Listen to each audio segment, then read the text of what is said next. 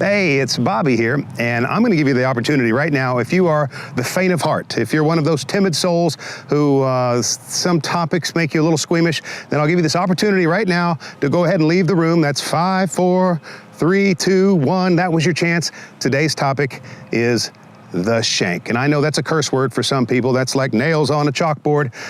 But if it is for you, if you find that word a little unsettling, then that means that you're at least well on your way to understanding the psychological effects of the shank. You know, whenever I left the house this morning, for instance, and I locked the door behind me and I started walking toward my car, I did not remind myself to not fall in the bushes. I didn't even think of it. And when I got in the car, I didn't remind myself to not slam my finger in the car door. Had I even thought of that, that would have probably been an inducement. I would have been more likely to have done one of those things. And so the shank is sort of the same thing. And what I mean by that is it's not something you actively avoid. In fact, if you've never shanked before, stop watching right now. It's not to be actively avoided, but rather it's to be fixed once it makes its appearance. And so I want to talk about that. The first thing we have to do is we have to decide that we are in fact shanking. Now, what is a shank? Well, it's the same for me as it is for you and for anybody else. A shank is when you hit the ball too much on the heel and you actually hit this hosel, this round part that doesn't have any loft on it, and the ball goes low and right. And it can leave the morale in a state of disorder because the more you worry about it, it seems like the problem feeds on itself. Now, some people think they're hitting it on the toe.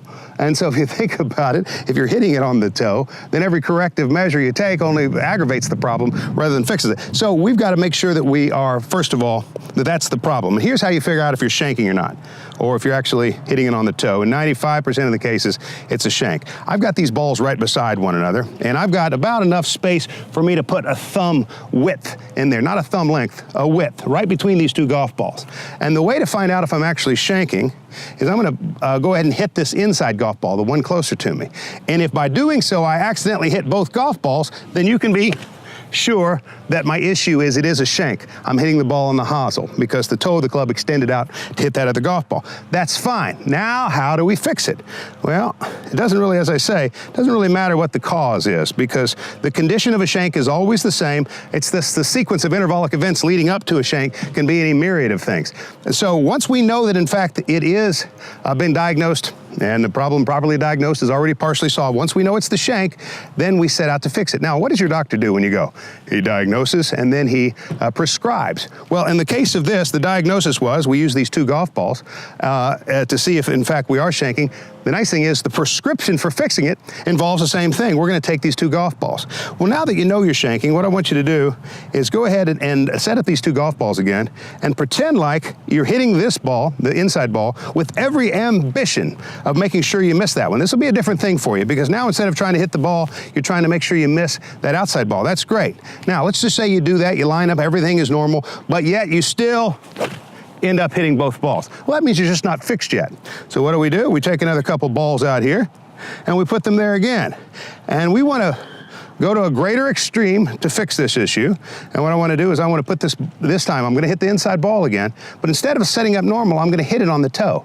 Remember, anytime you're trying to fix, it's often just perfectly fine to overdo the fix. And so if we accidentally find ourselves maligned with this habit of hitting the toe, that's fine. At least it's not on the heel anymore. So I'm going to put it right on the toe, and I'm going to see if by doing that, that allows me to hit the ball without hitting that other ball. Ooh, I did. That's perfect. That means we're well on our way. Something's happening here. So how do I challenge myself? How do I further ingrain this? Well, I take this ball and I put it even closer.